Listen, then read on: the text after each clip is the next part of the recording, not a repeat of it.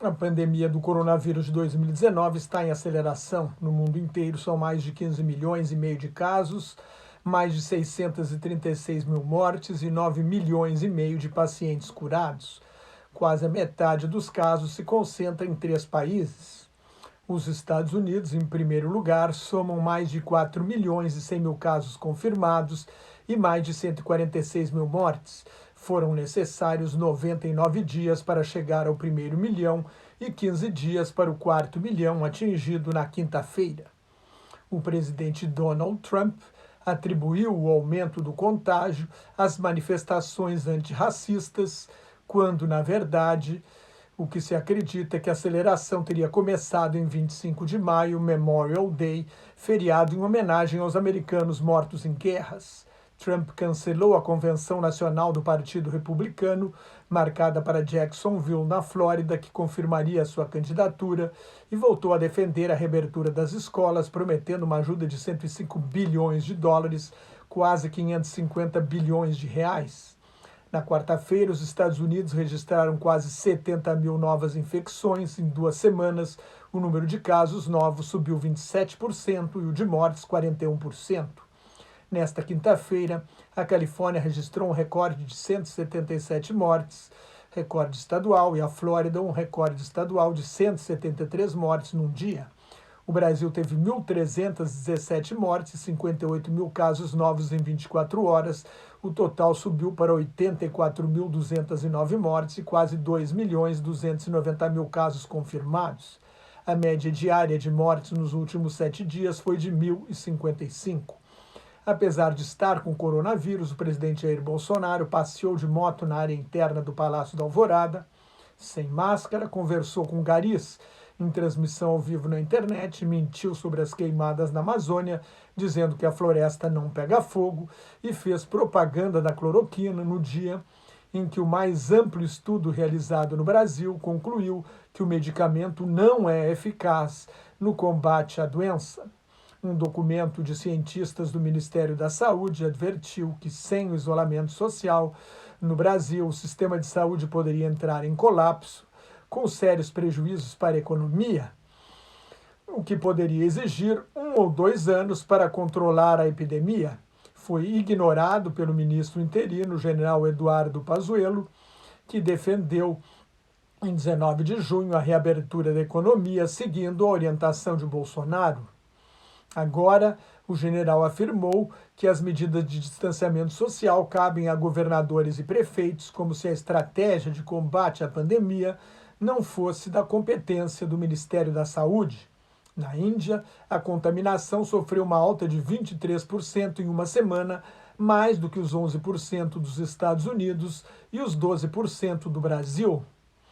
O segundo país mais populoso do mundo, com 1.380 bilhões de habitantes, registrou 1.129 mortes e 45 mil casos novos na quarta-feira, elevando o total de casos confirmados para 1.239.000 e cerca de 30 mil mortes.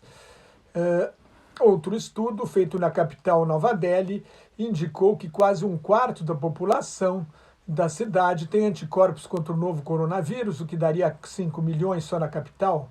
A França registrou 1.000 novos casos em 24 horas, um aumento de 26% em uma semana. O presidente do Conselho Científico da Covid-19, Jean-François Delfraissy, havia previsto uma nova onda de contaminação, porque, com o desconfinamento, os franceses pararam de respeitar o distanciamento social, mesmo que o uso de máscaras em públicos agora seja obrigatório. Na Guiana Francesa, a alta foi de 66% em 3 semanas.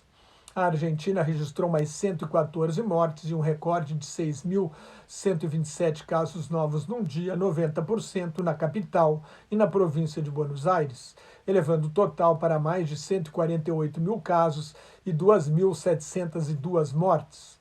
O Tribunal Supremo Eleitoral da Bolívia adiou pela segunda vez a eleição presidencial, agora de 6 de setembro para 18 de outubro.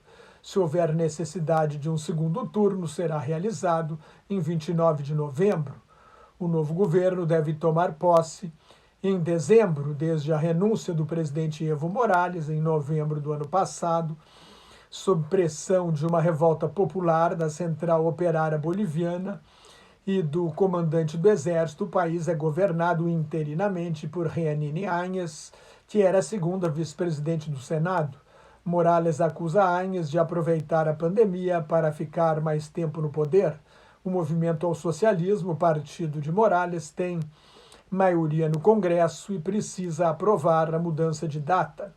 Um dos países mais pobres do continente americano, a Bolívia tem 65 mil casos confirmados e 2.407 mortes. Está melhor do que todos os países vizinhos, com exceção do Paraguai, que tem oficialmente 4.113 casos confirmados e apenas 36 mortes. O aumento de 59% nas mortes na África do Sul em comparação com o ano passado, são 17 mil mortes a mais, indica uma subnotificação de casos da Covid-19. Oficialmente, o país tem o maior número de casos confirmados na África, mais de 408 mil, e de mortes 6.093. Nesta quinta-feira, o presidente Cyril Ramaphosa ordenou o fechamento das escolas por 4 semanas. Depois de registrar um recorde de mais de 2.000 casos novos num dia, Israel está à beira de um novo confinamento rigoroso. O país tem quase 50 mil casos confirmados e 442 mortes. A capital do Japão, Tóquio, onde a Olimpíada de 2020 deveria começar nesta sexta-feira, registrou um recorde de 366 casos novos na quinta-feira, elevando o total para mais de 10 mil. O Japão teve mais de 980 novas contaminações, marcando um novo recorde pelo segundo dia consecutivo. Ao todo, o país tem mais de 27 mil casos confirmados e 980 mortes. A Austrália teve o maior número de mortes diárias pela Covid-19 em 3 meses, 6, sendo 5 no estado de Vitória, o segundo maior, onde houve 403 casos novos. Ao todo, a Austrália tem 13.595 casos confirmados e 139 óbitos. Na Alemanha, a grande economia do mundo que melhor resistiu ao impacto econômico da pandemia, a Bolsa de Valores de Frankfurt voltou nesta quinta-feira a apresentar resultado positivo no ano.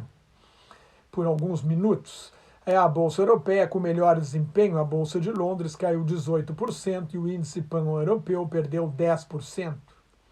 O número de novos pedidos de seguro-desemprego nos Estados Unidos voltou a subir pela primeira vez desde 1º de março para 1.400.000 na semana passada. É um sinal de que o aumento da contaminação prejudica a recuperação da economia, a grande esperança do presidente Trump para se reeleger em 3 de novembro.